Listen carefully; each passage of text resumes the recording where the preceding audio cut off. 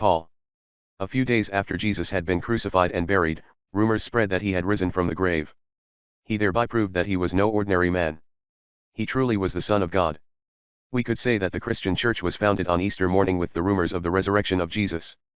This is already established by Paul, and if Christ be not risen, then is our preaching vain and your faith is also vain. Now all mankind could hope for the resurrection of the body, for it was to save us that Jesus was crucified.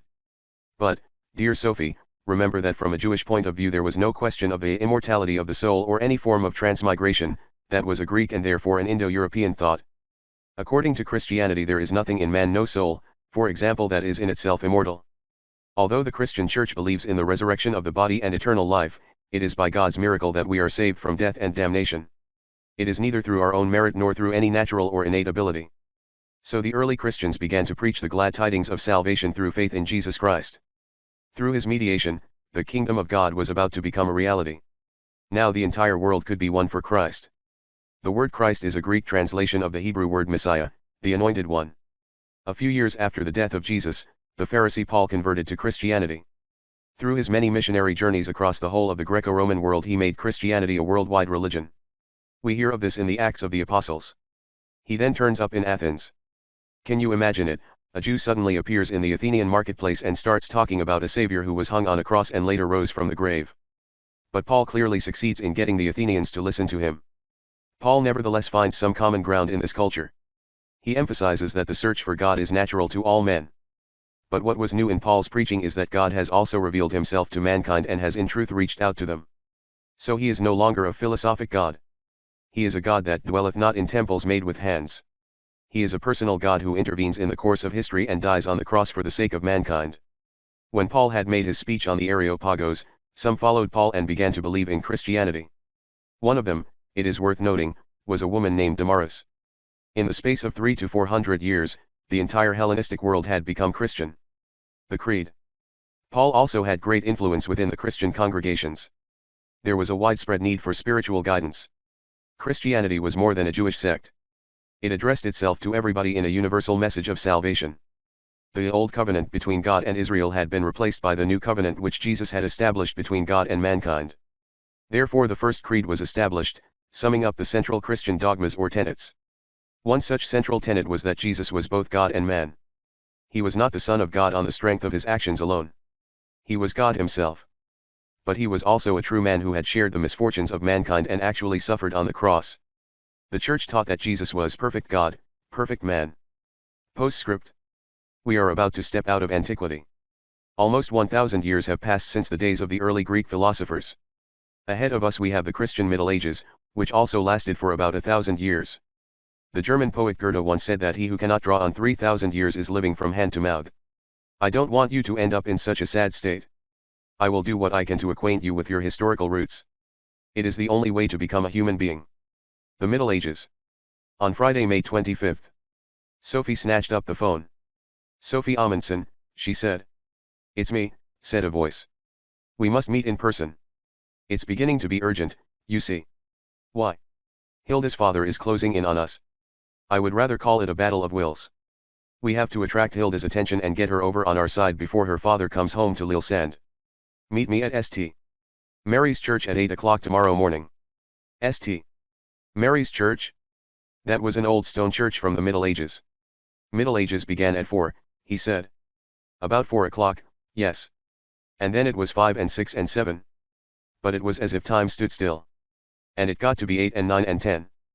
But it was still the Middle Ages, you see. And it got to be 11 and 12 and 13. This was the period we call the High Gothic, when the great cathedrals of Europe were built. And then, sometime around 14 hours, at 2 in the afternoon, a cock crowed and the Middle Ages began to ebb away. If each hour was 100 years, yes. We can pretend that Jesus was born at midnight. Paul began his missionary journeys just before 1:30 in the morning and died in Rome a quarter of an hour later.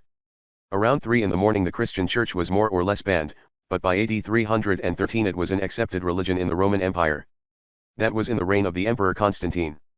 The Holy Emperor himself was first baptized on his deathbed many years later. From the year 380 Christianity was the official religion throughout the entire Roman Empire.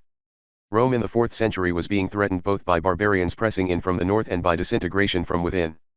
In AD 330 Constantine the Great moved the capital of the empire from Rome to Constantinople, the city he had founded at the approach to the Black Sea. Many people considered the new city the Second Rome. In 395 the Roman Empire was divided into a Western Empire with Rome as its center, and an Eastern Empire with the new city of Constantinople as its capital. Rome was plundered by barbarians in 410, and in 476 the whole of the Western Empire was destroyed. The Eastern Empire continued to exist as a state right up until 1453 when the Turks conquered Constantinople. And its name got changed to Istanbul. That's right. Istanbul is its latest name. 529 that was the year when the church closed Plato's academy in Athens. The great monastic orders was founded.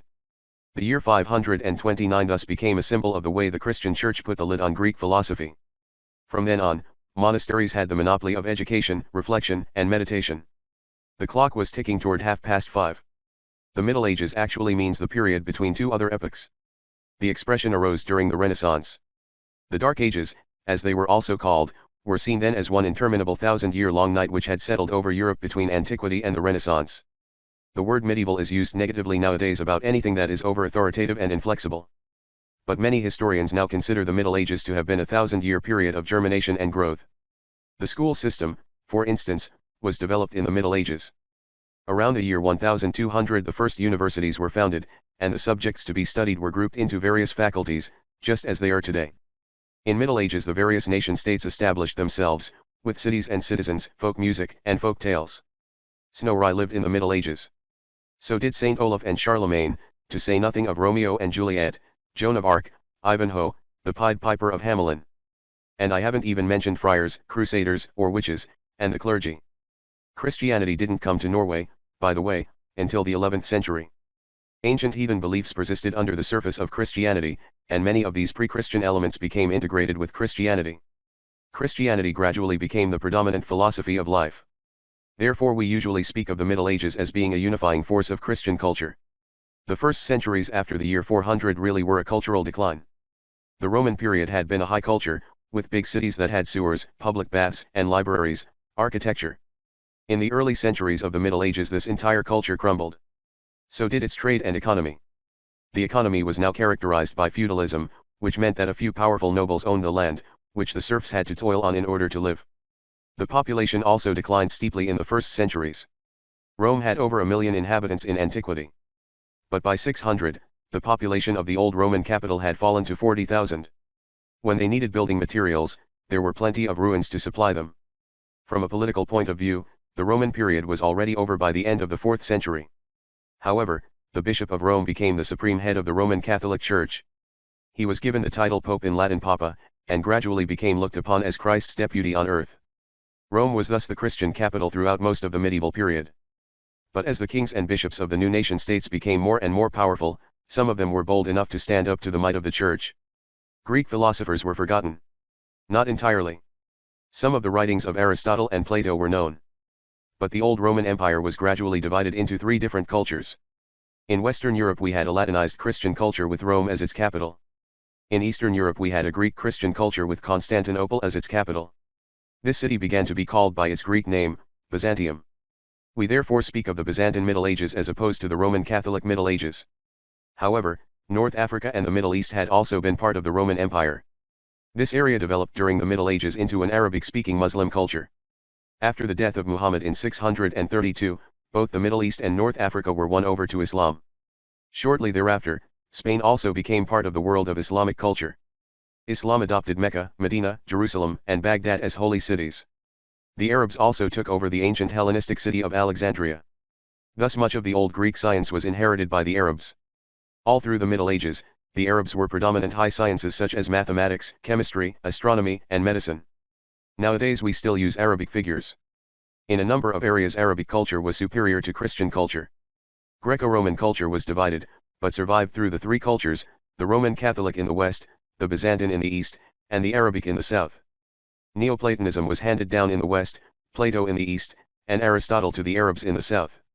At the end of the Middle Ages, all 3 streams came together in northern Italy. The Arabic influence came from the Arabs in Spain, the Greek influence from Greece and the Byzantine Empire. And now we see the beginning of the Renaissance, the rebirth of antique culture. In one sense, antique culture had survived the Dark Ages. Who are you, she wondered. Why have you turned my life upside down? We shall become better acquainted by and by, he said, as if he had read her thoughts. Alberto Knox began to talk about medieval philosophy. The medieval philosophers took it almost for granted that Christianity was true. The question was whether we must simply believe the Christian revelation or whether we can approach the Christian truths with the help of reason. What was the relationship between the Greek philosophers and what the Bible said? Was there a contradiction between the Bible and reason, or were belief and knowledge compatible? Almost all medieval philosophy centered on this one question. St. Augustine, 354–430. Augustine examined several different religions and philosophies before he became a Christian. For a time he was a Manichaean. They were a religious sect that was extremely characteristic of late antiquity. Their doctrine was half religion and half philosophy, asserting that the world consisted of a dualism of good and evil, light and darkness, spirit and matter. With his spirit, mankind could rise above the world of matter and thus prepare for the salvation of his soul. Where evil comes from. For a time he was influenced by Stoic philosophy, and according to the Stoics, there was no sharp division between good and evil. Neoplatonism. Here he came across the idea that all existence is divine in nature. He became a Christian first, but the Christianity of St. Augustine is largely influenced by Platonic ideas. He himself believed he was 100% Christian, although he saw no real contradiction between Christianity and the philosophy of Plato. But if we believe in Christianity, God will illuminate the soul so that we experience a sort of supernatural knowledge of God. St. Augustine had felt within himself that there was a limit to how far philosophy could go. Not before he became a Christian did he find peace in his own soul. St. Augustine certainly maintains that God created the world out of the void, and that was a biblical idea. The Greeks preferred the idea that the world had always existed. But St. Augustine believed that before God created the world, the ideas were in the divine mind. So he located the Platonic ideas in God and in that way preserved the Platonic view of eternal ideas. Augustine also inclined to Neoplatonism in his view of evil. He believed, like Plotinus, that evil is the absence of God. Evil has no independent existence, it is something that is not, for God's creation is in fact only good. Evil comes from mankind's disobedience. St. Augustine maintained that there is an insurmountable barrier between God and the world, but emphasizes that man is a spiritual being. He has a material body which belongs to the physical world which moth and rust doth corrupt, but he also has a soul which can know God. St. Augustine, the entire human race was lost after the fall of man. But God nevertheless decided that certain people should be saved from perdition. St. Augustine denied that man has any right to criticize God, referring to Paul's epistle to the Romans. St. Augustine's point was that no man deserves God's redemption. And yet God has chosen some to be saved from damnation. It is preordained. We are entirely at his mercy. But St.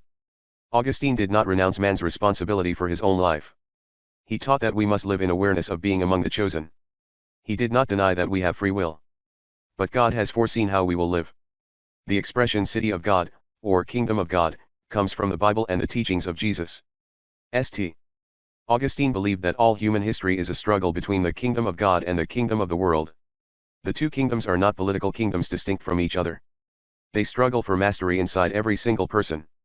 Nevertheless, the kingdom of God is more or less clearly present in the Church, and the kingdom of the world is present in the state, for example, in the Roman Empire, which was in decline at the time of St.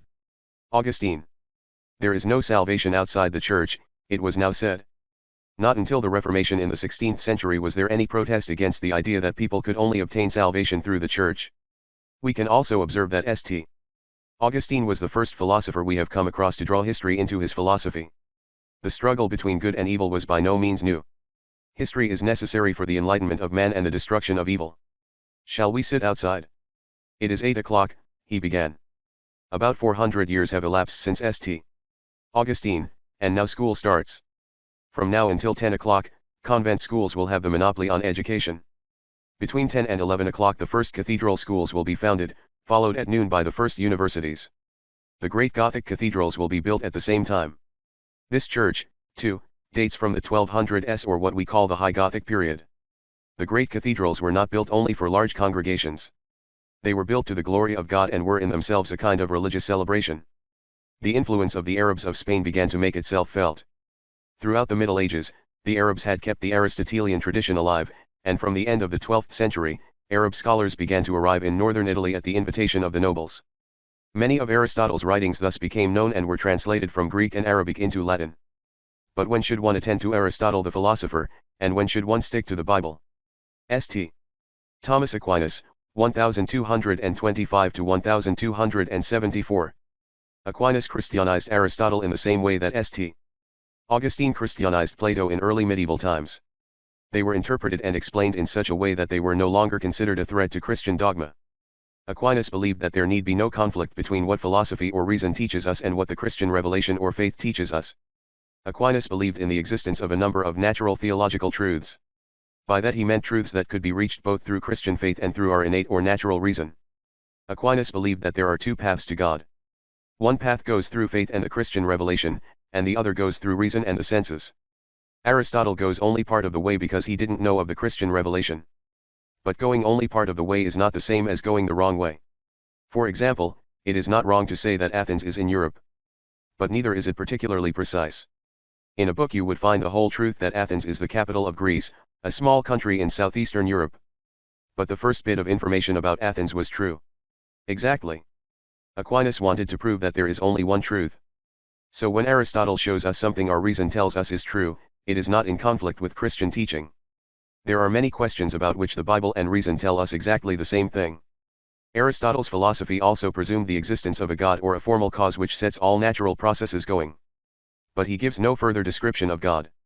For this we must rely solely on the Bible and the teachings of Jesus. He believed that he could prove God's existence on the basis of Aristotle's philosophy. With our reason we can recognize that everything around us must have a formal cause, he believed. God has revealed himself to mankind both through the Bible and through reason. There is thus both a theology of faith and a natural theology. The same is true of the moral aspect. The Bible teaches us how God wants us to live. But God has also given us a conscience which enables us to distinguish between right and wrong on a natural basis. There are thus also two paths to a moral life. We know that it is wrong to harm people even if we haven't read in the Bible that we must do unto others as you would have them do unto you. Here, too, the surest guide is to follow the Bible's commandment. We can recognize that there is a God just by walking around in the natural world. We can easily see that he loves flowers and animals, otherwise he would not have made them. But information about God, the person, is only found in the Bible or in God's autobiography, if you like. How Aquinas adopted Aristotle's philosophy in all the areas where it did not collide with the Church's theology. These included his logic, his theory of knowledge, and his natural philosophy. Do you recall how Aristotle described the progressive scale of life from plants and animals to humans? Aristotle believed that the scale indicated a God that constituted a sort of maximum of existence. According to Aquinas, there was a progressive degree of existence from plants and animals to man, from man to angels, and from angels to God. Man, like animals, has a body and sensory organs, but man also has intelligence which enables him to reason things out. Angels have no such body with sensory organs, which is why they have spontaneous and immediate intelligence. They have no need to ponder, like humans, they have no need to reason out conclusions. They know everything that man can know without having to learn it step by step like us. And since angels have no body, they can never die. They are not everlasting like God, because they were once created by God. But they have no body that they must one day depart from, and so they will never die.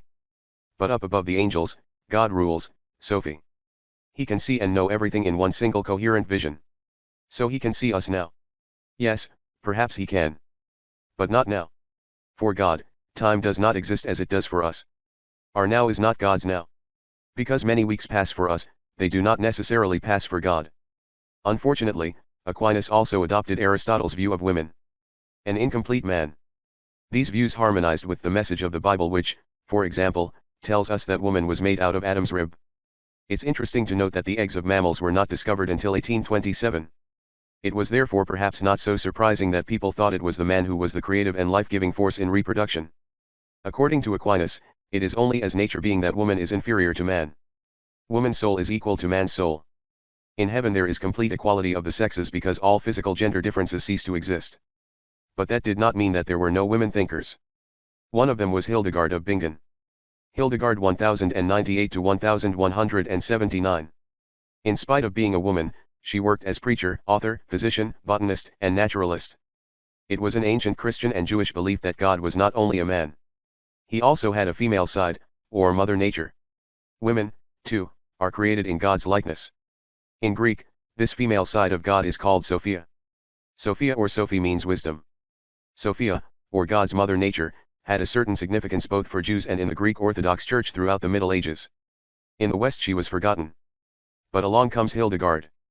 Sophia appeared to her in a vision, dressed in a golden tunic adorned with costly jewels. Sophie stood up. Sophia had revealed herself to Hildegard in a vision. Maybe I will appear to Hilda. With that the strange monk rose and began to walk toward the church. Was there also an Alberto in the Middle Ages? Alberto slowed his pace somewhat, turned his head slightly and said, Aquinas had a famous philosophy teacher called Albert the Great. She followed him into the church. But now it was completely empty. Did he go through the floor? Just as she was leaving the church she noticed a picture of the Madonna. Suddenly she discovered a little drop of water under one of the Madonna's eyes. Was it a tear? The Renaissance. Nobody asked you to like it? But philosophy is not a harmless party game. It's about who we are and where we come from. Nobody can answer questions like that anyway. Yes, but we don't even learn to ask them. Before getting into bed she stood in front of the big brass mirror which now hung on her wall. Behind her own face, the faintest suggestion of another face seemed to appear. Suddenly the other girl began to wink frantically with both eyes. She had absolutely no doubt that it was Hilda she had seen in the mirror. She had caught a glimpse of her picture on a school ID in the major's cabin. She fell asleep at once and had a strangely vivid dream. She dreamed she was standing in a large garden that sloped down to a red boathouse. On the dock behind it sat a young fair-haired girl gazing out over the water. Suddenly Sophie heard a voice calling, Hilda.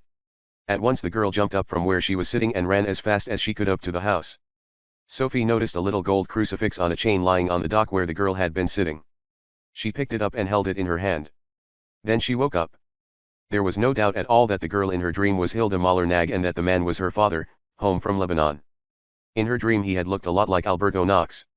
As Sophie stood up and began to tidy her bed, she found a gold crucifix on a chain under her pillow. On the back of the crucifix there were 3 letters engraved, HMK. While they were eating, Mom said, "There's a strange dog in the garden." "I'll take it home," she said. A couple of minutes later Sophie was on her way down the garden. When Hermes caught sight of her he came lolloping toward her, wagging his tail and jumping up to her. Eventually they reached a little square between several old houses. It was called New Square, although it all looked very old. But then the whole town was old, it had been founded way back in the Middle Ages.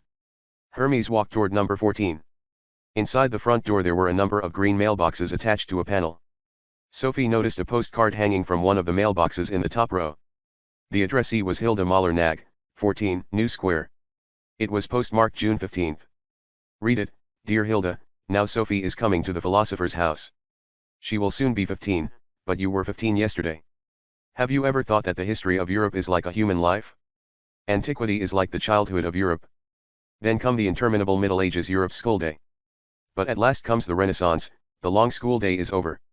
Europe comes of age in a burst of exuberance and a thirst for life.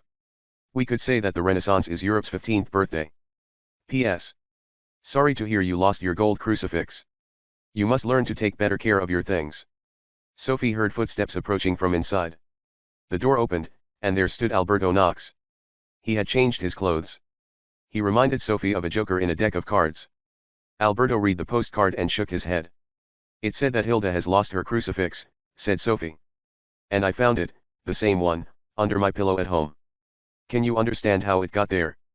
It may seem alluring. But it's just a cheap trick that costs him no effort whatsoever. Let us rather concentrate on the big white rabbit that is pulled out of the universe's top hat." They went into the living room. It was one of the most extraordinary rooms Sophie had ever seen. The room was filled with furniture and objects from various historical periods. "We can't all let ourselves be washed away by the tide of history, Sophie. Some of us must tarry in order to gather up what has been left along the river banks."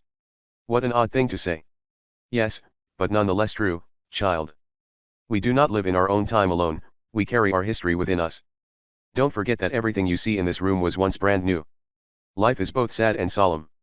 We are let into a wonderful world, we meet one another here, greet each other and wander together for a brief moment. Then we lose each other and disappear as suddenly and unreasonably as we arrived. Only philosophy can bring us closer to Hilda's father, Alberto said at last. Today I shall tell you about the Renaissance. Not very long after St. Thomas Aquinas, cracks began to appear in the unifying culture of Christianity. Philosophy and science broke away more and more from the theology of the Church, thus enabling religious life to attain a freer relationship to reasoning. More people now emphasized that we cannot reach God through rationalism because God is in all ways unknowable. The important thing for a man was not to understand the divine mystery but to submit to God's will. Thus the basis was created for two powerful upheavals in the 15th and 16th centuries, namely, the Renaissance and the Reformation. By the Renaissance we mean the rich cultural development that began in the late 14th century. It started in northern Italy and spread rapidly northward during the 15th and 16th centuries. Renaissance meant rebirth, and that which was to be reborn was the art and culture of antiquity. We also speak of Renaissance humanism, since now, after the long dark ages in which every aspect of life was seen through divine light, everything once again revolved around man. Go to the source was the motto, and that meant the humanism of antiquity first and foremost. Reading humanistic subjects provided a classical education and developed what may be called human qualities. Horses are born, it was said, but human beings are not born, they are formed. Political and cultural background of the Renaissance. The compass, firearms, and the printing press were essential preconditions for this new period we call the Renaissance. The compass made it easier to navigate, it was the basis for the great voyages of discovery. So were firearms in a way. The new weapons gave the Europeans military superiority over American and Asiatic cultures, although firearms were also an important factor in Europe. Printing played an important part in spreading the Renaissance humanists' new ideas. And the art of printing was one of the factors that forced the Church to relinquish its former position as sole disseminator of knowledge. One important instrument was the telescope, which resulted in a completely new basis for astronomy. An important condition was the transition from a subsistence economy to a monetary economy. Toward the end of the Middle Ages, cities had developed, with effective trades and a lively commerce of new goods, a monetary economy and banking. Necessities became something that could be bought for money. New demands were made on the individual. The Renaissance middle class began to break away from the feudal lords and the power of the Church. As this was happening, Greek culture was being rediscovered through a closer contact with the Arabs in Spain and the Byzantine culture in the East. The humanism of the Renaissance brought a new belief in man and his worth, in striking contrast to the biased medieval emphasis on the sinful nature of man.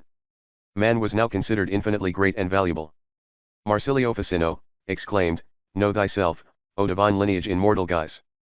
Pica della Mirandola, throughout the whole medieval period, the point of departure had always been God. The humanists of the Renaissance took as their point of departure man himself. Was to an even greater extent characterized by individualism. We are not only human beings, we are unique individuals. This idea could then lead to an almost unrestrained worship of genius. The ideal became what we call the Renaissance man, a man of universal genius embracing all aspects of life, art, and science. Once again it became usual for works of art to depict the nude. High time, after 1,000 years of prudery. The aim was now to exceed all boundaries. They became intensely conscious of their epoch, which is what led them to introduce the term Middle Ages to cover the centuries between antiquity and their own time. Art and architecture, literature, music, philosophy, and science flourished as never before. During the Middle Ages the city declined, and by 1417 the old metropolis had only 17,000 inhabitants. The Renaissance humanists saw it as their cultural duty to restore Rome, first and foremost, to begin the construction of the great St. Peter's Church over the grave of Peter the Apostle. It was also significant that the Renaissance brought with it a new view of nature. The fact that man felt at home in the world and did not consider life solely as a preparation for the hereafter, created a whole new approach to the physical world. Nature was now regarded as a positive thing. Many held the view that God was also present in his creation. If he is indeed infinite, he must be present in everything. This idea is called Pantheism. The fate of Giordano Bruno was a dramatic example of this. Not only did he claim that God was present in nature, he also believed that the universe was infinite in scope. He was burned at the stake in Rome's flower market in the year 1600. What we call anti-humanism flourished as well. By this I mean the authoritarian power of state and church. During the Renaissance there was a tremendous thirst for trying witches, burning heretics, magic, and superstition, bloody religious wars and not least, the brutal conquest of America. A precondition for all the technical development that took place after the Renaissance was the new scientific method. Mainly it was a process of investigating nature with our own senses. Since the 14th century there had been an increasing number of thinkers who warned against blind faith in old authority, be it religious doctrine or the natural philosophy of Aristotle. There were also warnings against the belief that problems can be solved purely by thinking. An exaggerated belief in the importance of reason had been valid all through the Middle Ages.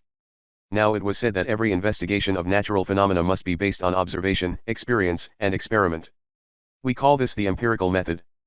It only means that one bases one's knowledge of things on one's own experience and not on dusty parchments or figments of the imagination. Empirical science was known in antiquity, but systematic experiments were something quite new. Measure what can be measured, and make measurable what cannot be measured, Galileo Galilei. The first phase was a new scientific method. Knowledge is power, Francis Bacon. Man was seriously starting to intervene in nature and beginning to control it. The technical revolution that began in the Renaissance led to the spinning jenny and to unemployment, to medicines and new diseases, to the improved efficiency of agriculture and the impoverishment of the environment, to practical appliances such as the washing machine and the refrigerator and pollution and industrial waste. It has been pointed out that we have started something we can no longer control. In some areas we must stop interfering with nature, but in others we can succeed. One thing is certain, there is no way back to the Middle Ages. Ever since the Renaissance, mankind has been more than just part of creation. Man has begun to intervene in nature and form it after his own image. But nobody had doubted that the earth was the center of the universe. No observations had sown any doubt that the earth remained still while the heavenly bodies traveled in their orbits around it. We call this the geocentric world picture, or in other words, the belief that everything revolves around the earth. But in 1543 a little book was published entitled On the Revolutions of the Celestial Spheres. It was written by Nicolaus Copernicus, who died on the day the book was published. Copernicus claimed that it was not the sun that moved round the earth, it was vice versa. He pointed out that all observations of heavenly bodies were far easier to understand if one assumed that both the earth and the other planets circle around the sun. We call this the heliocentric world picture, which means that everything centers around the sun. But in the early 1600s, Johannes Kepler presented the results of comprehensive observations which showed that the planets move in elliptical or oval orbits with the sun at one focus. He also pointed out that the speed of a planet is greatest when it is closest to the sun, and that the farther a planet's orbit is from the sun the slower it moves. Kepler also emphasized that the same physical laws apply everywhere throughout the universe. Just because he had investigated the movements of the planets with his own senses instead of blindly trusting ancient superstitions. Galileo Galilei studied the moon's craters and said that the moon had mountains and valleys similar to those on Earth. Moreover, he discovered that the planet Jupiter had 4 moons. And he first formulated the law of inertia: a body remains in the state which it is in, at rest or in motion, as long as no external force compels it to change its state. If you roll a ball along the ground and suddenly let go, it goes on rolling because it retains its speed after you let go. But it will stop eventually, if the room is long enough. That's because other forces slow it down. First, the floor, especially if it is a rough wooden floor. Then the force of gravity will sooner or later bring it to a halt. Explains inclined plane experiment. So it will have described a trajectory corresponding to the marble's path across the inclined plane. Then Isaac Newton 1642 to 1727. He was the one who provided the final description of the solar system and the planetary orbits. Kepler had already pointed out that there had to be a force that caused the heavenly bodies to attract each other. There had to be, for example, a solar force which held the planets fast in their orbits. Such a force would moreover explain why the planets moved more slowly in their orbit the further away from the sun they traveled. Kepler also believed that the ebb and flow of the tides, the rise and fall in sea level, must be the result of a lunar force. Along came Newton. He formulated what we call the Law of Universal Gravitation. This law states that every object attracts every other object with a force that increases in proportion to the size of the objects and decreases in proportion to the distance between the objects. Newton proved that this attraction or gravitation is universal, which means it is operative everywhere, also in space between heavenly bodies. He is said to have gotten this idea while he was sitting under an apple tree.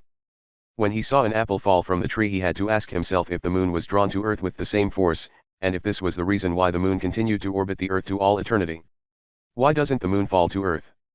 Because it really is true that the Earth's gravitational force attracting the moon is tremendous. Are there 2 different forces working on the moon? Exactly. Once upon a time when the solar system began, the moon was hurled outward from the Earth, that is with tremendous force. This force will remain in effect forever because it moves in a vacuum without resistance. But it is also attracted to the Earth because of Earth's gravitational force, isn't it? Exactly. Both forces are constant, and both work simultaneously. In calculating the planetary orbits, he had merely applied 2 natural laws which Galileo had already proposed. One was the law of inertia, which Newton expressed thus: a body remains in its state of rest or rectilinear motion until it is compelled to change that state by a force impressed on it. The other law had been demonstrated by Galileo on an inclined plane: when 2 forces work on a body simultaneously, the body will move on an elliptical path. All the planets travel in elliptical orbits round the sun as the result of 2 unequal movements: first, the rectilinear movement they had when the solar system was formed, and second, the movement toward the sun due to gravitation.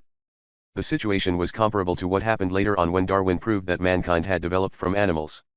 In both cases mankind lost some of its special status in creation. And in both cases the church put up a massive resistance. But Newton's own faith was never shaken. He regarded the natural laws as proof of the existence of the great and almighty God. Formerly, the earth was the center of the world. But since astronomers now said that there was no absolute center to the universe, it came to be thought that there were just as many centers as there were people. Each person could be the center of a universe. The individual's personal relationship to God was now more important than his relationship to the church as an organization. Only priests and monks read the Bible because it only existed in Latin. But during the Renaissance, the Bible was translated from Hebrew and Greek into national languages. It was central to what we call the Reformation. Martin Luther. According to Luther, people did not need the intercession of the church or its priests in order to receive God's forgiveness. Neither was God's forgiveness dependent on the buying of indulgences from the church. He wanted to return to early Christianity as it was in the New Testament. The scripture alone, he said. Luther translated the Bible into German, thereby founding the German written language. He believed every man should be able to read the Bible and thus in a sense become his own priest. Man received free redemption through faith alone, he said. But Luther was not a humanist like Ficino or Leonardo da Vinci. He was also opposed by humanists such as Erasmus of Rotterdam because they thought his view of man was far too negative. Luther had proclaimed that mankind was totally depraved after the fall from grace. Only through the grace of God could mankind be justified, he believed. For the wages of sin is death. And the next great epoch in the history of mankind is the Baroque. But we shall have to keep that for another day, my dear Hilda. You called me Hilda. That was a serious slip of the tongue. You said once that you are not Hilda's father. Is that really true? Alberto nodded. But am I Hilda? I'm tired now, Sophie. You have to understand that. As the door closed, Alberto said, it won't be long before we meet again, Hilda. Sophie was left with those words. She had not gone more than a few yards when she suddenly noticed a coin on the sidewalk. It was 10 crowns, exactly the price of a bus ticket. She began to wonder why she had been lucky enough to find the coin just when she needed it. Could Hilda's father have left it there? The Baroque. On Tuesday, May 29th. She heard from the kitchen that a major in the Norwegian UN battalion had been killed by a shell. She told everything about Alberto to his mother. May 31st was a Thursday. She had written reams on the Renaissance and the scientific breakthrough, the new view of nature and Francis Bacon, who had said that knowledge was power. She had been very careful to point out that the empirical method came before the technological discoveries. Then she had written about some of the things she could think of about technology that were not so good for society. She ended with a paragraph on the fact that everything people do can be used for good or evil. A postcard from Lebanon. Dear Hilda, when you read this we shall already have spoken together by phone about the tragic death down here. Perhaps the best remedy against violence would be a short course in philosophy. Then you said the only thing you'd lost since we last spoke was 10 crowns. When is it postmarked? Asked Joanna. 5/30/90, it says. That was yesterday, the day after the death of the major in Lebanon. I doubt if a postcard from Lebanon can get to Norway in one day. She wrote that she was going to take Hermes home and would be back by 7. While she walked on and on behind Hermes she thought about what an animal really is. What was the difference between a dog and a person? She recalled Aristotle's words. He said that people and animals are both natural living creatures with a lot of characteristics in common. But there was one distinct difference between people and animals, and that was human reasoning. Democritus thought people and animals were really rather alike because both were made up of atoms. And he didn't think that either people or animals had immortal souls. According to him, souls were built up of atoms that are spread to the winds when people die. He was the one who thought a person's soul was inseparably bound to the brain. But how could the soul be made of atoms? The soul wasn't anything you could touch like the rest of the body. It was something spiritual. When they got to the sidewalk where Sophie had found the 10 crowns, lay a postcard with the picture side up. The picture showed a garden with palms and orange trees. The card read, Dear Hilda, life consists of a long chain of coincidences. It is not altogether unlikely that the 10 crowns you lost turned up right here. Maybe it was found on the square in Lillesand by an old lady who was waiting for the bus to Kristiansand. It is then perfectly possible that the very same coin was picked up later on that day by a girl who really needed it to get home by bus. You never can tell, Hilda, but if it is truly so, then one must certainly ask whether or not God's providence is behind everything. Hilda Mahler-Nag, C/OA casual passerby. The postmark was stamped June 15, 90. Alberto opened the door. He had put on a long curled wig and a wide, baggy suit with a mass of lace. He wore a loud silk scarf at his throat, and on top of the suit he had thrown a red cape. He also wore white stockings and thin patent leather shoes with bows. And you really found 10 crowns on the same spot where he planted the card. Can't you see how he has the effrontery to compare his own shabby surveillance of us with God's providence? And today we are going to talk about the 17th century. The book of Descartes' philosophical essays published in 1637, in which his famous discourse on method originally appeared. Optical glass by Spinoza, mid-1600s. The word baroque comes from a word that was first used to describe a pearl of irregular shape. Irregularity was typical of Baroque art, characterized by tensions between irreconcilable contrasts. On the one hand there was the Renaissance's unremitting optimism, and on the other hand there were the many who sought the opposite extreme in a life of religious seclusion and self-denial, both in art and in real life. Favorite sayings was the Latin expression carpe diem, seize the day. Memento mori, which means remember that you must die. Characterized by vanity or affectation, and also concerned with the ephemeral nature of things. Was also an age of conflict in a political sense. Europe was ravaged by wars. The worst was the 30 Years' War, which raged over most of the continent from 1618 to 1648. In reality it was a series of wars which took a particular toll on Germany. Not least as a result of the 30 Years' War, France gradually became the dominant power in Europe. They were wars between Protestants and Catholics. But they were also about political power. Apart from wars, was a time of great class differences. I'm sure you have heard of the French aristocracy and the court of Versailles. Baroque buildings were typified by a lot of ornate nooks and crannies. In a somewhat similar fashion the political situation was typified by intrigue, plotting, and assassinations. The assassination of Gustav III wasn't until 1792, but the circumstances were quite Baroque. He was murdered while attending a huge masked ball. Baroque period in Sweden came to an end with the murder of Gustav III. During his time there had been a rule of enlightened despotism, similar to that in the reign of Louis XIV almost 100 years earlier. The theatre of the Baroque period was more than an art form. It was the most commonly employed symbol of the time. Life is a theatre. In the theatre one built up an illusion on stage to expose ultimately that the stage play was just an illusion. The theatre thus became a reflection of human life in general. The theatre could show that pride comes before a fall, and present a merciless portrait of human frailty. 1600, so he stands with one foot in the Renaissance and the other in the Baroque. Shakespeare's work is full of passages about life as a theatre. In As You Like It, he says, all the world's a stage, and all the men and women merely players, they have their exits and their entrances, and one man in his time plays many parts. In Macbeth, he says, life's but a walking shadow, a poor player that struts and frets his hour upon the stage, and then is heard no more, it is a tale told by an idiot, full of sound and fury, signifying nothing. To be or not to be, that is the question. Yes, spoken by Hamlet. One day we are walking around on the earth and the next day we are dead and gone. When they were not comparing life to a stage, the Baroque poets were comparing life to a dream. Shakespeare says, for example, we are such stuff as dreams are made on, and our little life is rounded with a sleep. Calderón de la Barca, 1600, life is a dream, in which he says, what is life? A madness. What is life? An illusion, a shadow, a story, and the greatest good is little enough, for all life is a dream. Jeppe on the Mount. By Ludwig Holberg. Jeppe falls asleep in a ditch, and wakes up in the Baron's bed. So he thinks he only dreamed that he was a poor farm hand. Then when he falls asleep again they carry him back to the ditch, and he wakes up again. This time he thinks he only dreamed he was lying in the Baron's bed. The old Chinese sage Chuang-Tzu, for example, said, once I dreamed I was a butterfly, and now I no longer know whether I am Chuang-Tzu, who dreamed I was a butterfly, or whether I am a butterfly dreaming that I am Chuang-Tzu. Federdas, 1647 to 1707. On the one hand he was concerned with describing life as it is here and now, and on the other hand he emphasized that only God is eternal and constant. God is God if every land was waste, God is God if every man were dead. But in the same hymn he writes about rural life in northern Norway and about lumpfish, cod, and coalfish. This is a typical Baroque feature, describing in the same text the earthly and the here and now and the celestial and the hereafter. Some philosophers believe that what exists is at bottom spiritual in nature. This standpoint is called idealism. The opposite viewpoint is called materialism. By this is meant a philosophy which holds that all real things derive from concrete material substances. Materialism, Thomas Hobbes. He believed that all phenomena, including man and animals, consist exclusively of particles of matter. Even human consciousness or the soul derives from the movement of tiny particles in the brain. Materialism was constantly nourished by the new sciences. Newton showed that the same laws of motion apply to the whole universe, and that all changes in the natural world both on Earth and in space were explained by the principles of universal gravitation and the motion of bodies.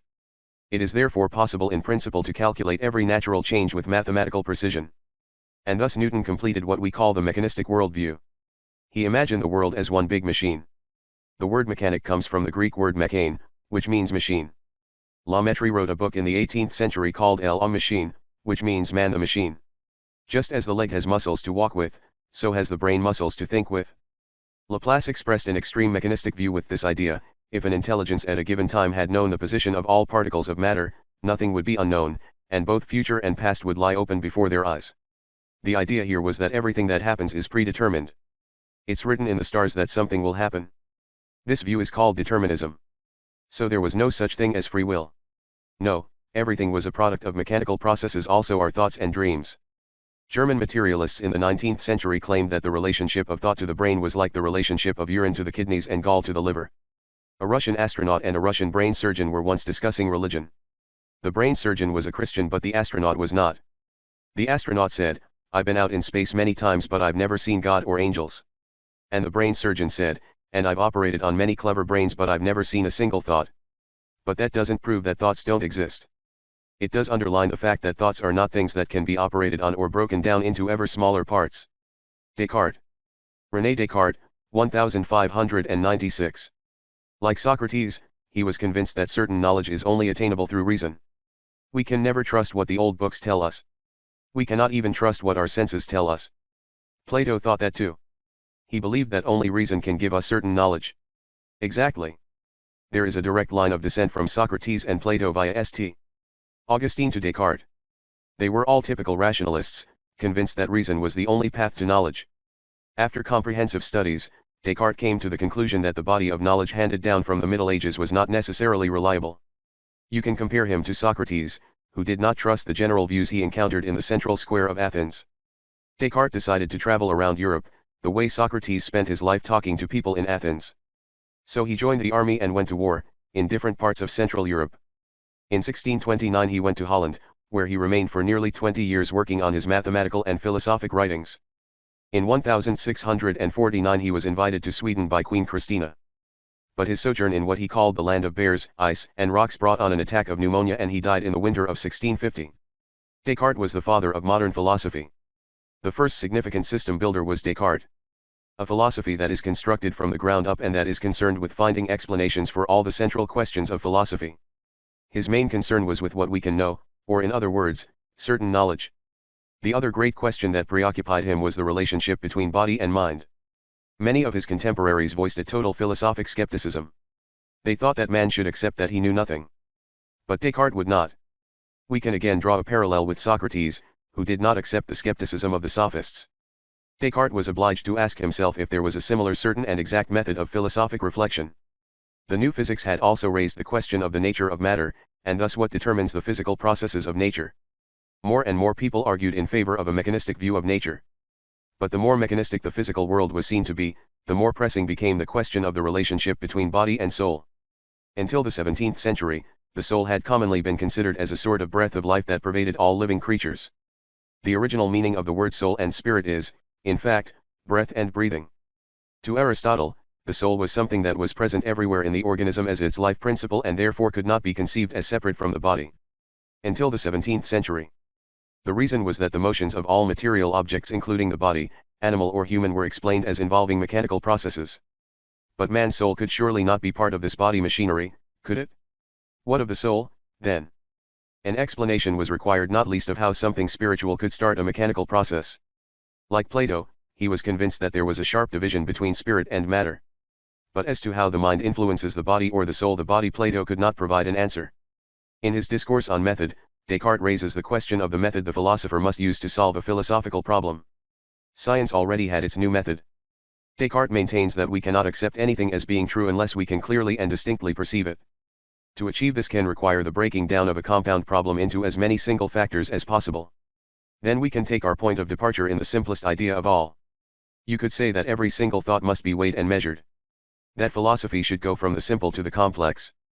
Only then would it be possible to construct a new insight.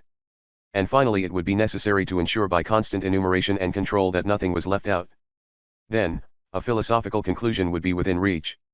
Descartes was a mathematician, he is considered the father of analytical geometry, and he made important contributions to the science of algebra. Descartes wanted to use the mathematical method even for philosophizing. Descartes' affinity with Plato, who also observed that mathematics and numerical ratio give us more certainty than the evidence of our senses. His aim is to reach certainty about the nature of life, and he starts by maintaining that at first one should doubt everything.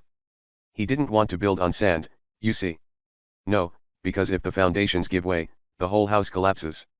It is by no means certain that we advance our philosophical quest by reading Plato or Aristotle. It may increase our knowledge of history but not of the world. To rid himself of all handed down, or received, learning before beginning his own philosophical construction. He wanted to clear all the rubble off the site before starting to build his new house. But Descartes' doubts went even deeper. We cannot even trust what our senses tell us, he said. Maybe they are deceiving us. What separates our waking feelings from our dream feelings? How can you be certain that your whole life is not a dream? But Descartes tried to work forward from this 0 point. He doubted everything, and that was the only thing he was certain of. But now something struck him. One thing had to be true, and that was that he doubted. When he doubted, he had to be thinking, and because he was thinking, it had to be certain that he was a thinking being. Or, as he himself expressed it, cogito, ergo sum. I think, therefore I am.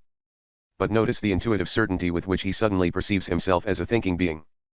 Perhaps you now recall what Plato said, that what we grasp with our reason is more real than what we grasp with our senses. That's the way it was for Descartes. He perceived not only that he was a thinking / he realized at the same time that this thinking / was more real than the material world which we perceive with our senses. And he went on. Descartes now asked himself if there was anything more he could perceive with the same intuitive certainty. He came to the conclusion that in his mind he had a clear and distinct idea of a perfect entity.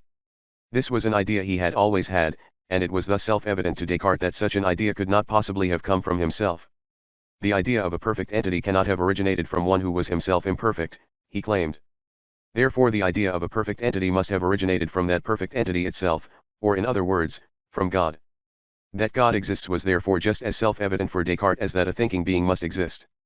Descartes only meant that we all possess the idea of a perfect entity, and that inherent in that idea is the fact that this perfect entity must exist. Because a perfect entity wouldn't be perfect if it didn't exist.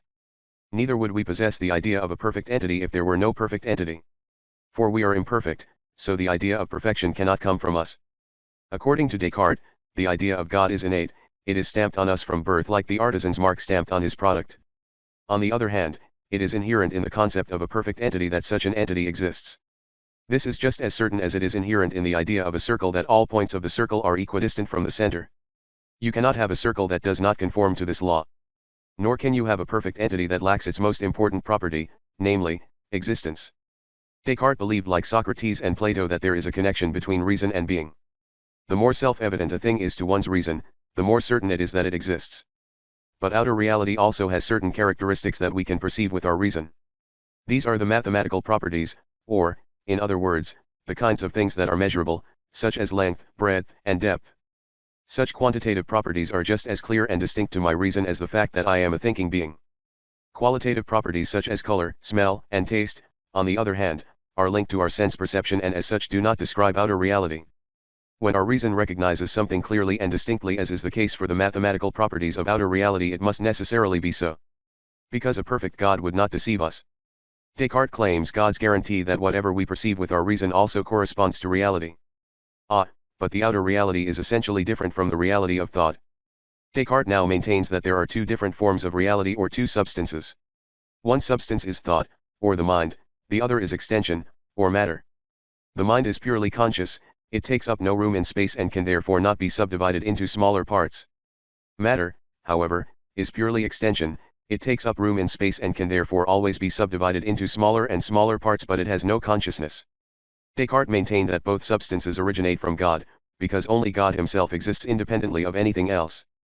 But the two substances have no contact with each other. We say that Descartes is a dualist, which means that he effects a sharp division between the reality of thought and extended reality. Descartes came to the conclusion that man is a dual creature that both thinks and takes up room in space. Man has thus both a mind and an extended body. Man had a body like the animals and a soul like the angels. Even Descartes could not deny that there is a constant interaction between mind and body. As long as the mind is in the body, he believed, it is linked to the brain through a special brain organ which he called the pineal gland, where a constant interaction takes place between spirit and matter. Therefore the mind can constantly be affected by feelings and passions that are related to bodily needs. But the mind can also detach itself from such base impulses and operate independently of the body. The aim is to get reason to assume command. Thus humans have the capacity to rise above bodily needs and behave rationally. Reason doesn't become bowed and weak. It is the body that ages. The word automaton means precisely that, something that moves of its own accord. Why should God not be able to make an animal or a human body based on mechanical laws? Nowadays there is a lot of talk about artificial intelligence. Yes, that is the automaton of our time. He might have begun to doubt whether human reason really was as free and independent as he had supposed. And there are philosophers who believe that man's spiritual life is no more free than the bodily processes. The human soul is naturally infinitely more complex than any data program, but some people think that in principle we are just as unfree as these data programs. As a rule, not knowing is a step toward new knowledge. But I'll be quick, all in your honor, dear Hilda. Once again, a very happy 15th birthday. Please excuse the circumstances, but I wanted my birthday greetings to spring up around you everywhere you go. Love from Dad, who is longing to give you a great big hug. Spinoza. Baruch Spinoza, 1632 to 1677. Belonged to the Jewish community of Amsterdam, but he was excommunicated for heresy. He believed that Christianity and Judaism were only kept alive by rigid dogma and outer ritual. He was the first to apply what we call a historico-critical interpretation of the Bible. He denied that the Bible was inspired by God down to the last letter. When we read the Bible, he said, we must continually bear in mind the period it was written in. A critical reading, such as the one he proposed, revealed a number of inconsistencies in the texts. But beneath the surface of the scriptures in the New Testament is Jesus, who could well be called God's mouthpiece. The teachings of Jesus therefore represented a liberation from the orthodoxy of Judaism. Jesus preached a religion of reason which valued love higher than all else. Spinoza interpreted this as meaning both love of God and love of humanity. Nevertheless, Christianity had also become set in its own rigid dogmas and outer rituals. Paradoxically enough, few have spoken out more powerfully in the cause of free speech and religious tolerance than Spinoza. He earned a meager living by polishing lenses. There is almost something symbolic in the fact that he lived by polishing lenses. A philosopher must help people to see life in a new perspective. One of the pillars of Spinoza's philosophy was indeed to see things from the perspective of eternity. Remind yourself that you are only living a minuscule part of all nature's life. You are part of an enormous whole. Can you manage to feel it as well? Can you perceive all of nature at one time, the whole universe, in fact at a single glance? The eternity of time as well. Who will you be in 30,000 years? He said God is all, and all is in God. So he was a pantheist. God did not create the world in order to stand outside it. No, God is the world. Ethics geometrically demonstrated. In philosophy, ethics means the study of moral conduct for living a good life. It is only in our own time that ethics has more or less become reduced to a set of rules for living without treading on other people's toes.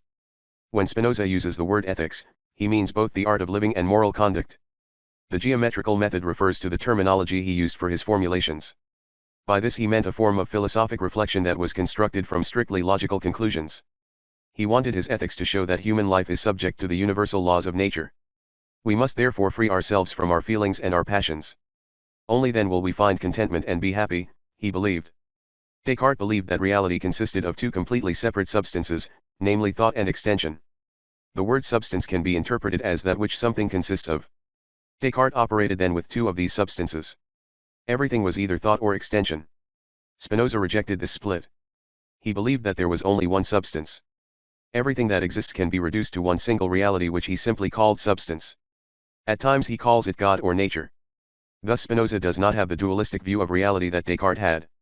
We say he is a monist. That is, he reduces nature and the condition of all things to one single substance. Descartes also pointed out that only God exists independently. It's only when Spinoza identifies God with nature or God and creation. By nature, he doesn't only mean extended nature. By substance, God, or nature, he means everything that exists, including all things spiritual. You mean both thought and extension. Spinoza called these qualities God's attributes, thought and extension. God or nature manifests itself either as thought or as extension. Everything in nature, then, is either thought or extension. The various phenomena we come across in everyday life, such as a flower or a poem by Wordsworth, are different modes of the attribute of thought or extension. A mode is the particular manner which substance, God, or nature assumes. A flower is a mode of the attribute of extension, and a poem about the same flower is a mode of the attribute of thought. But both are basically the expression of substance, God, or nature. Spinoza maintained that all material things and things that happen around us are an expression of God or nature. So it follows that all thoughts that we think are also God's or nature's thoughts. For everything is one. There is only one God, one nature, or one substance. You may have the right to move your thumb any way you choose. But your thumb can only move according to its nature. It cannot jump off your hand and dance about the room. In the same way you also have your place in the structure of existence, my dear. You are Sophie, but you are also a finger of God's body. So God decides everything I do. Or nature, or the laws of nature. Spinoza believed that God or the laws of nature is the inner cause of everything that happens. He is not an outer cause, since God speaks through the laws of nature and only through them. God is not a puppeteer who pulls all the strings, controlling everything that happens. A real puppet master controls the puppets from outside and is therefore the outer cause of the puppets' movements. But that is not the way God controls the world. God controls the world through natural laws. So God or nature is the inner cause of everything that happens. This means that everything in the material world happens through necessity. Spinoza had a determinist view of the material, or natural, world. The Stoics. They also claimed that everything happens out of necessity. That was why it was important to meet every situation with Stoicism. Man should not get carried away by his feelings. Briefly, that was also Spinoza's ethics. Or think of a lion in Africa. Do you think it makes up its mind to be a beast of prey? Could it instead have made up its mind to be a vegetarian? No, a lion obeys its nature. You mean, the laws of nature. So do you, Sophie, because you are also part of nature. Think of a newborn baby that screams and yells. If it doesn't get milk it sucks its thumb. Does that baby have a free will? At the age of 2, she runs around and points at everything in sight. At the age of 3 she nags her mother, and at the age of 4 she suddenly gets afraid of the dark. Where's the freedom? The point is that she doesn't realize it because there are so many complex reasons for everything she does. But you must just answer a last question. 2 equally old trees are growing in a large garden. One of the trees grows in a sunny spot and has plenty of good soil and water. The other tree grows in poor soil in a dark spot. Which of the trees do you think is bigger? And which of them bears more fruit? Obviously the tree with the best conditions for growing. According to Spinoza, this tree is free. It has its full freedom to develop its inherent abilities. But if it is an apple tree it will not have the ability to bear pears or plums. The same applies to us humans. We can be hindered in our development and our personal growth by political conditions, for instance. Only when we are free to develop our innate abilities can we live as free beings. But we are just as much determined by inner potential and outer opportunities as the lion in Africa, or the apple tree in the garden. There is only one being which is totally and utterly its own cause and can act with complete freedom. Only God or nature is the expression of such a free and non-accidental process. Man can strive for freedom in order to live without outer constraint, but he will never achieve free will. We do not control everything that happens in our body, which is a mode of the attribute of extension. Neither do we choose our thinking. Man therefore does not have a free soul, it is more or less imprisoned in a mechanical body. Spinoza said that it was our passions such as ambition and lust which prevent us from achieving true happiness and harmony, but that if we recognize that everything happens from necessity, we can achieve an intuitive understanding of nature as a whole. That everything is related, even that everything is one. The goal is to comprehend everything that exists in an all-embracing perception. Only then will we achieve true happiness and contentment. This was what Spinoza called seeing everything sub specie aeternitatis. To see everything from the perspective of eternity. Won't you at least have a piece of fruit before you go? She broke off the top of the banana and began to peel it. There's something written here. Here I am again, Hilda. I'm everywhere. Happy birthday. It could just as well be him that made you call me Hilda last time I came here. Maybe he's the one putting all the words in our mouths. Nothing can be ruled out. But we should doubt everything. For all we know, our entire life could be a dream. Locke. If you don't immediately introduce me to your Alberto, I won't allow you to see him again. She waved the video cassette and went over to the VCR. The Acropolis was crowded with tourists milling about in their respective groups. A small placard was being held up from the middle of one group. On it was written Hilda. He looks very much like the major who lived in that little hut in the woods. But nobody has seen him for over 15 years. He had a foreign-sounding name. Knox. Or Nag. I can't for the life of me remember. She went to the old town and knocked on Alberto's door.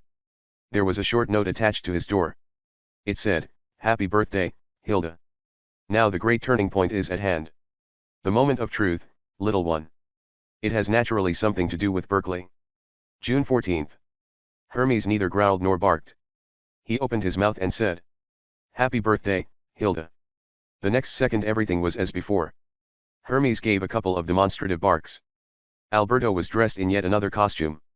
It wasn't all that different from last time, but today there were hardly any braidings, bows, or lace. I don't care if he laughs every time he thinks of Berkeley. But today is the day you're going to talk about him. Descartes and Spinoza were both rationalists.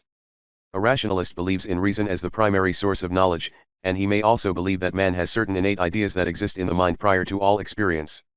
And the clearer such ideas may be, the more certain it is that they correspond to reality.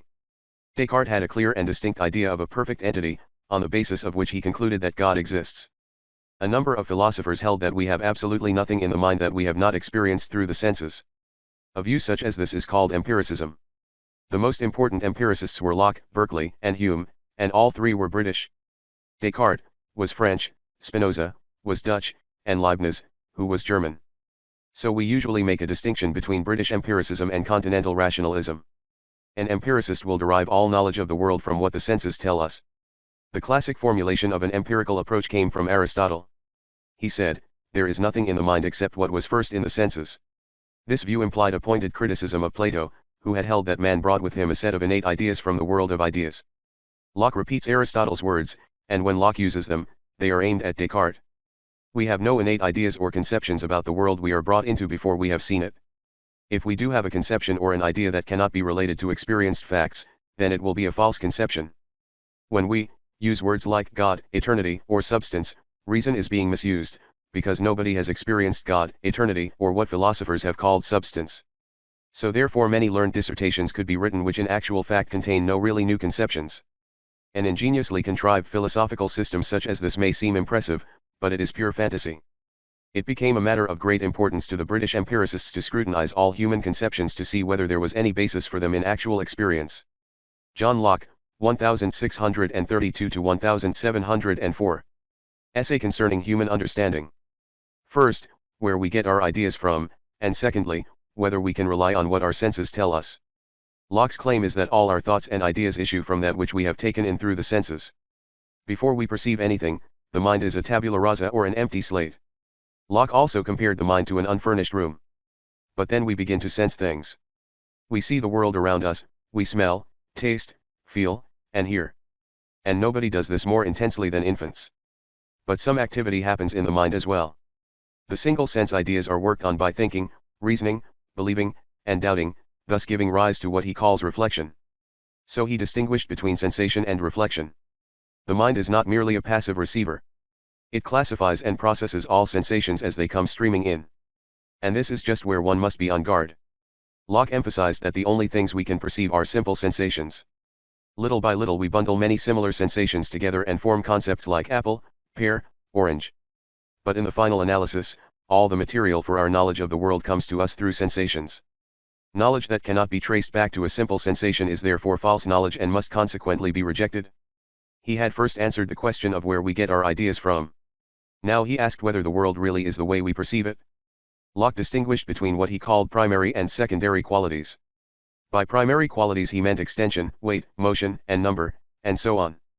When it is a question of qualities such as these, we can be certain that the senses reproduce them objectively. But we also sense other qualities in things. We say that something is sweet or sour, green or red, hot or cold. Locke calls these secondary qualities. Sensations like these color, smell, taste, sound do not reproduce the real qualities that are inherent in the things themselves. They reproduce only the effect of the outer reality on our senses. Everyone can agree on the primary qualities like size and weight because they lie within the objects themselves. But the secondary qualities like color and taste can vary from person to person depending on the nature of the individual sensations. So when it was a question of extended reality, Locke agreed with Descartes that it does have certain qualities that man is able to understand with his reason. Locke admitted what he called intuitive, or demonstrative, knowledge in other areas too. For instance, he held that certain ethical principles applied to everyone. In other words, he believed in the idea of a natural right, and that was a rationalistic feature of his thought. An equally rationalistic feature was that Locke believed that it was inherent in human reason to be able to know that God exists. But he did not let it rest on faith. He believed that the idea of God was born of human reason. That was a rationalistic feature. I should add that he spoke out for intellectual liberty and tolerance. He was also preoccupied with equality of the sexes. He was interested in sexual roles. Locke was a forerunner of many liberal ideas which later, during the period of the French Enlightenment in the 18th century, came into full flower. It was he who first advocated the principle of division of powers. Isn't that when the power of the state is divided between different institutions? There's the legislative power, or elected representatives.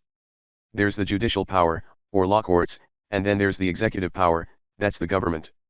This division of power originated from the French Enlightenment philosopher Montesquieu. That the legislative and the executive power must be separated if tyranny was to be avoided. That to ensure a legal state, the people's representatives must make the laws and the king or the government must apply them. Hume. David Hume, 1711 to 1776.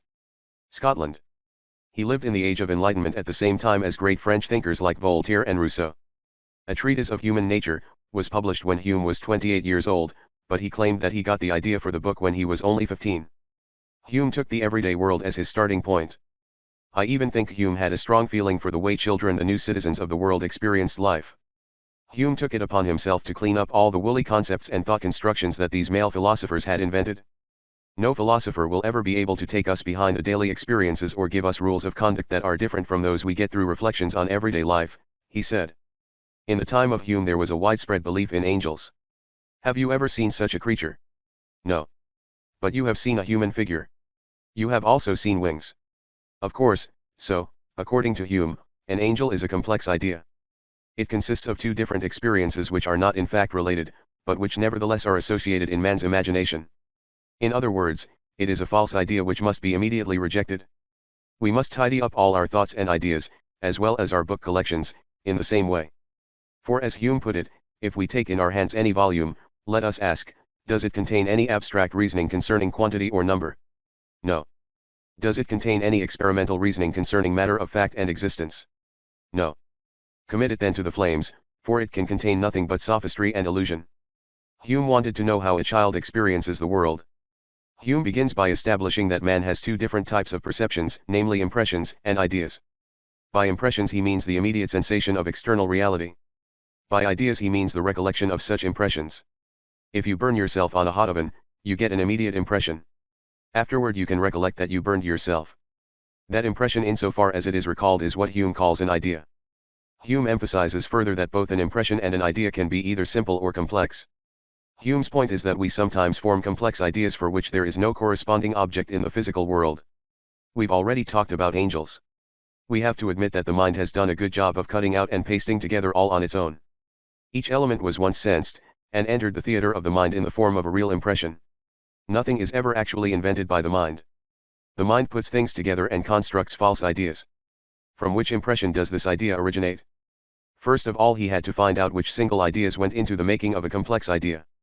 This would provide him with a critical method by which to analyze our ideas, and thus enable him to tidy up our thoughts and notions. In Hume's day, there were a lot of people who had very clear ideas of heaven or the New Jerusalem. We soon realize that our idea of heaven is compounded of a great many elements. Heaven is made up of pearly gates, streets of gold, angels, but still we have not broken everything down into single elements, for pearly gates, streets of gold, and angels are all complex ideas in themselves. Only when we recognize that our idea of heaven consists of single notions such as pearl, gate, street, gold, white robe figure, and wings can we ask ourselves if we ever really had any such simple impressions. Hume emphasizes that all the elements we put together in our ideas must at some time have entered the mind in the form of simple impressions. A person who has never seen gold will never be able to visualize streets of gold. What about Descartes having a clear and distinct idea of God? Let's say we imagine God as an infinitely intelligent, wise, and good being. We have thus a complex idea that consists of something infinitely intelligent, something infinitely wise, and something infinitely good. If we had never known intelligence, wisdom, and goodness, we would never have such an idea of God. Our idea of God might also be that he is a severe but just Father, that is to say, a concept made up of severity, justice, and Father. Hume opposed all thoughts and ideas that could not be traced back to corresponding sense perceptions. He said he wanted to dismiss all this meaningless nonsense which long has dominated metaphysical thought and brought it into disrepute. But even in everyday life we use complex ideas without stopping to wonder whether they are valid. For example, take the question of T or the ego. This was the very basis of Descartes' philosophy. It was the one clear and distinct perception that the whole of his philosophy was built on. The ego concept is a complex idea. So now I guess I must figure out if I have had a corresponding complex impression of my own ego. And I guess I have. I always had, actually. I'm very changeable. I'm not the same today as I was when I was 4 years old. So the feeling of having an unalterable ego is a false perception. The perception of the ego is in reality a long chain of simple impressions that you have never experienced simultaneously. It is nothing but a bundle or collection of different perceptions, which succeed one another with an inconceivable rapidity, and are in a perpetual flux and movement. The mind is a kind of theater, where several perceptions successively make their appearance, pass, repass, slide away, and mingle in an infinite variety of postures and situations. Hume pointed out that we have no underlying personal identity beneath or behind these perceptions and feelings which come and go. It is just like the images on a movie screen. They change so rapidly we do not register that the film is made up of single pictures. In reality, the pictures are not connected. The film is a collection of instants. Hume's analysis of the human mind and his rejection of the unalterable ego was put forward almost 2,500 years earlier on the other side of the world, by Buddha. It's almost uncanny how similarly the two formulate their ideas. Buddha saw life as an unbroken succession of mental and physical processes which keep people in a continual state of change. The infant is not the same as the adult. I am not the same today as I was yesterday. There is nothing of which I can say this is mine, said Buddha, and nothing of which I can say this is me. There is thus no T or unalterable ego. Many rationalists had taken it for granted that man had an eternal soul. According to Hume and Buddha, it's false. Decay is inherent in all compound things. Work out your own salvation with diligence. Hume could have said the same thing. Or Democritus, for that matter. We know at all events that Hume rejected any attempt to prove the immortality of the soul or the existence of God. That does not mean that he ruled out either one, but to prove religious faith by human reason was rationalistic claptrap, he thought. He was what we call an agnostic. An agnostic is someone who holds that the existence of God or a God can neither be proved nor disproved. He rejected neither faith in Christianity nor faith in miracles. But both were matters of faith and not of knowledge or reason. He made a point of the fact that people seem to have a powerful need of what we today would call supernatural happenings. Actually, Hume only rejected miracles because he had never experienced any. But he had not experienced that they couldn't happen either. According to Hume, a miracle is against the laws of nature. But it is meaningless to allege that we have experienced the laws of nature. We experience that a stone falls to the ground when we let go of it, and if it didn't fall well, then we experienced that. But I still think the stone will fall to the ground every time I let go. Why? Tell me how you can be so certain that the stone will always fall to the earth. I've seen it happen so many times that I'm absolutely certain. Hume would say that you have experienced a stone falling to the ground many times. But you have never experienced that it will always fall. It is usual to say that the stone falls to the ground because of the law of gravitation. But we have never experienced such a law. We have only experienced that things fall. That's exactly Hume's point. You are so used to the one thing following the other that you expect the same to happen every time you let go of a stone. This is the way the concept of what we like to call the unbreakable laws of nature arises. He was probably just as convinced as you that it would fall every time he tried it. But he pointed out that he had not experienced why it happens. Who do you think would be more surprised if the stone floated above the ground for an hour or two, you or a 1-year-old child? I guess I would. Why? Because I would know better than the child how unnatural it was. And why wouldn't the child think it was unnatural? Because it hasn't yet learned how nature behaves? Or perhaps because nature hasn't yet become a habit. Hume wanted people to sharpen their awareness. He would have added that the child has not yet become a slave of the expectations of habit, he is thus the more open-minded of you two. I wonder if the child is not also the greater philosopher? He comes utterly without preconceived opinions. And that is the philosopher's most distinguishing virtue. The child perceives the world as it is, without putting more into things than he experiences. When Hume discusses the force of habit, he concentrates on the law of causation. This law establishes that everything that happens must have a cause. If you roll a black billiard ball against a white one that is at rest, what will the white one do? Hume would say the only thing you have experienced is that the white ball begins to roll across the table. You have not experienced the actual cause of it beginning to roll. You have experienced that one event comes after the other, but you have not experienced that the other event happens because the first one. No, it's very central. Hume emphasized that the expectation of one thing following another does not lie in the things themselves, but in our mind. An expectation, as we have seen, is associated with habit. When we speak of the laws of nature or of cause and effect, we are actually speaking of what we expect, rather than what is reasonable. The laws of nature are neither reasonable nor unreasonable, they simply are. The world is like it is, and it's something we get to know. Hume did not deny the existence of unbreakable natural laws, but he held that because we are not in a position to experience the natural laws themselves, we can easily come to the wrong conclusions. I have seen nothing but black crows in my life, it doesn't mean that there's no such thing as a white crow. Both for a philosopher and for a scientist it can be important not to reject the possibility of finding a white crow. The fact that one thing follows after another thus does not necessarily mean there is a causal link. One of the main concerns of philosophy is to warn people against jumping to conclusions. It can in fact lead to many different forms of superstition. The fact that a lot of people get well after taking a particular drug doesn't mean it was the drug that cured them. That's why it's important to have a large control group of patients who think they are also being given the same medicine, but who are in fact only being given flour and water. If these patients also get well, there has to be a third factor such as the belief that the medicine works, and has cured them. I think I'm beginning to see what empiricism is. Hume also rebelled against rationalist thought in the area of ethics. The rationalists had always held that the ability to distinguish between right and wrong is inherent in human reason. It is not reason that determines what we say and do. It is our sentiments. If you decide to help someone in need, you do so because of your feelings, not your reason. But everyone knows it's wrong to kill. According to Hume, everybody has a feeling for other people's welfare. So we all have a capacity for compassion. But it has nothing to do with reason. It's not always so unwise to get rid of another person, Sophie. If you wish to achieve something or other, it can actually be quite a good idea. That person wants to live too. Therefore you ought not to kill them. Was that a logical reason? What you did was to draw a conclusion from a descriptive sentence that person wants to live to what we call a normative sentence, therefore you ought not to kill them. From the point of view of reason this is nonsense. You might just as well say there are lots of people who cheat on their taxes, therefore I ought to cheat on my taxes too. Hume said you can never draw conclusions from his sentences to ought sentences. More and more people want to travel by air. Therefore more airports ought to be built. Do you think the conclusion holds up? No. It's nonsense. So we have established that we cannot use reason as a yardstick for how we ought to act. Acting responsibly is not a matter of strengthening our reason but of deepening our feelings for the welfare of others.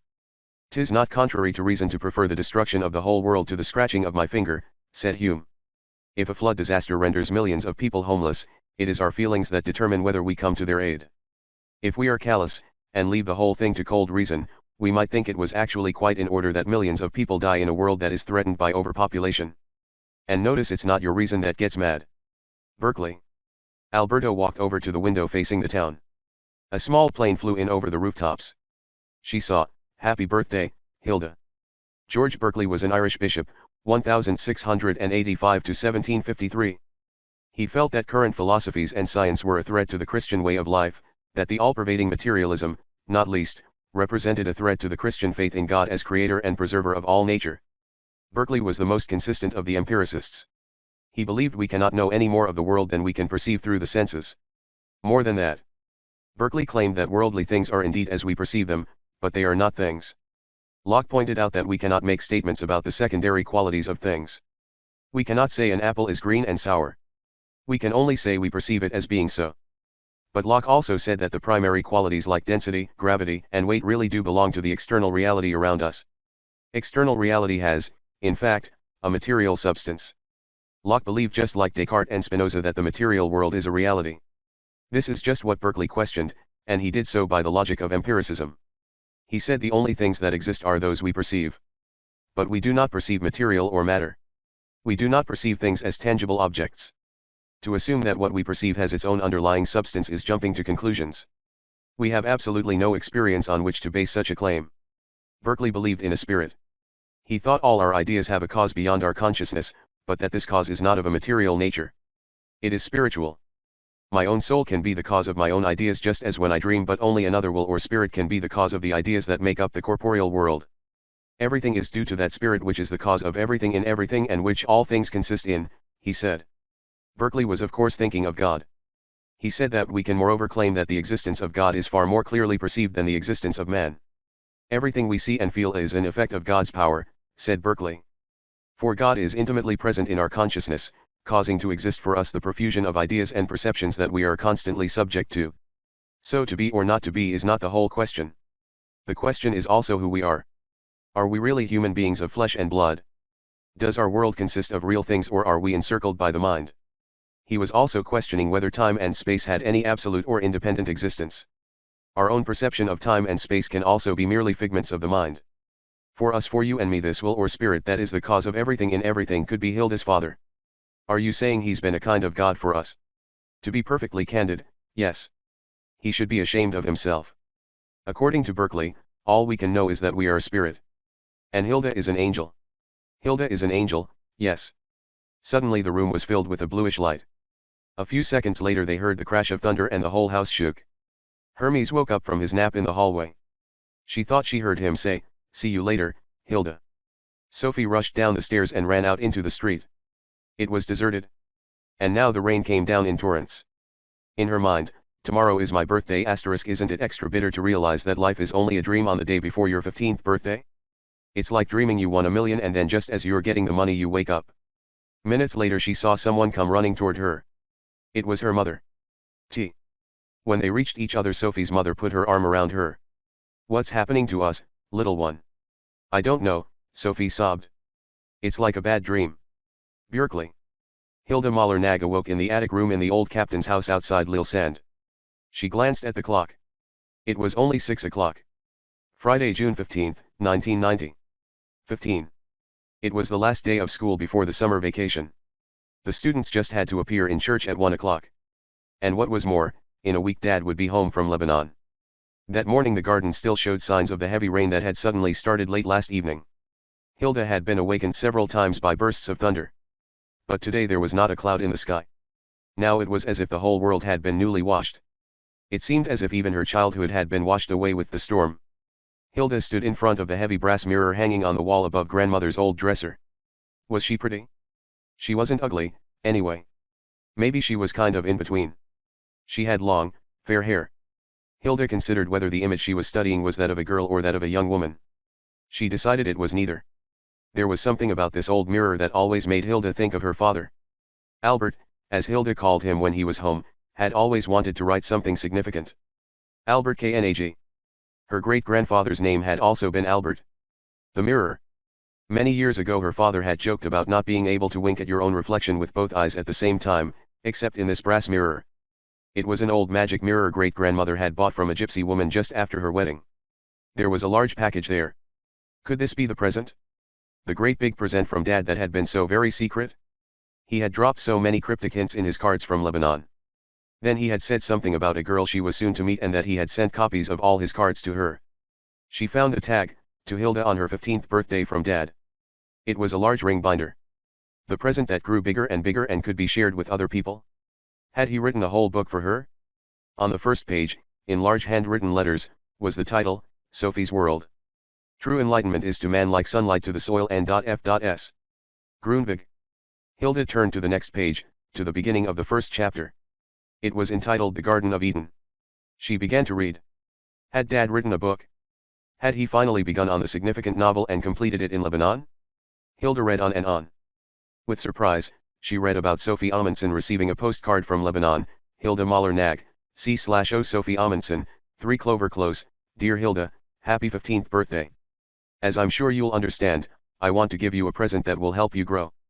Forgive me for sending the card C/O Sophie. It was the easiest way. Love from Dad. Instead of tying the card on the package, he had written it into the book. But poor Sophie. She must have been totally confused. The top hat. A white rabbit is pulled out of a top hat. Democritus. Why is Lego the most ingenious toy in the world? The chapter on Socrates. Discovery of the video of Athens. He looked almost exactly like Hilda's father with a black, well-trimmed beard and a blue beret. She opened her mother's present right away. It was a gold bracelet. Then she read about Plato. The soul yearns to fly home on the wings of love to the world of ideas. It longs to be freed from the chains of the body. Sophie had crawled through the hedge and followed Hermes, but the dog had escaped her. And come upon the red cabin by the little lake. Inside hung a painting of Berkeley. From the description it was clearly meant to be Hilda's Berkeley. But there was also a portrait of a man named Berkeley. How odd.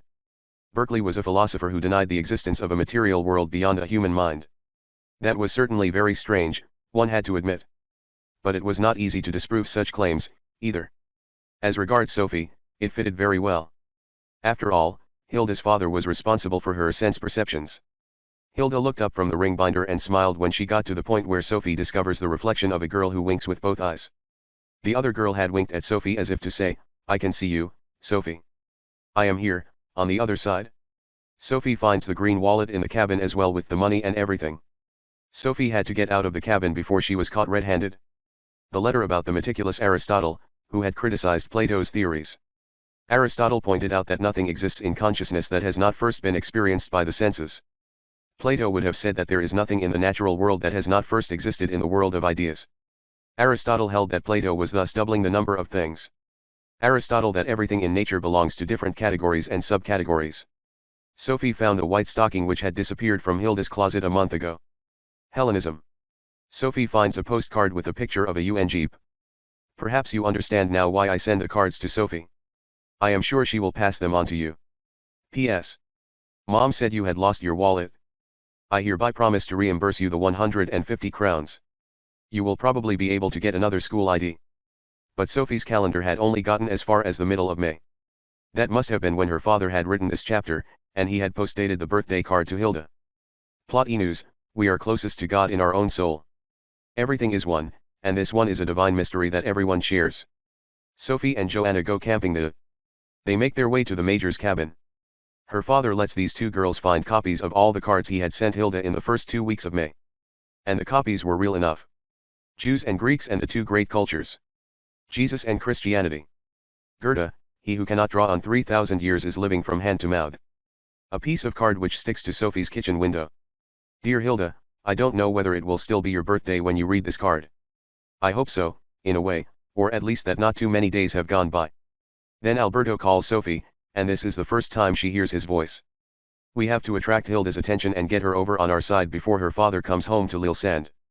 Sophie meets Alberto Knox disguised as a medieval monk in the 12th century stone church. How Sophia had appeared to Hildegard of Bingen. That God had a female side or a mother nature. Her name was Sophia, apparently. About the Santa Sophia Church in Constantinople, now Istanbul, named Hagia Sophia, which means sacred wisdom. But there was nothing about it being female. Sophie stands in front of the brass mirror, face was the apparition of another girl. Suddenly the other girl began to wink frantically with both eyes, as if to signal that she was really in there on the other side. How many times had Hilda stood in front of the mirror like that as if she was searching for someone else behind the glass? But how could her father have known that? Sophie is dreaming about Hilda and Berkeley. Hilda can neither see nor hear her, but then Sophie finds Hilda's gold crucifix on the dock. Hilda, the crucifix was not there.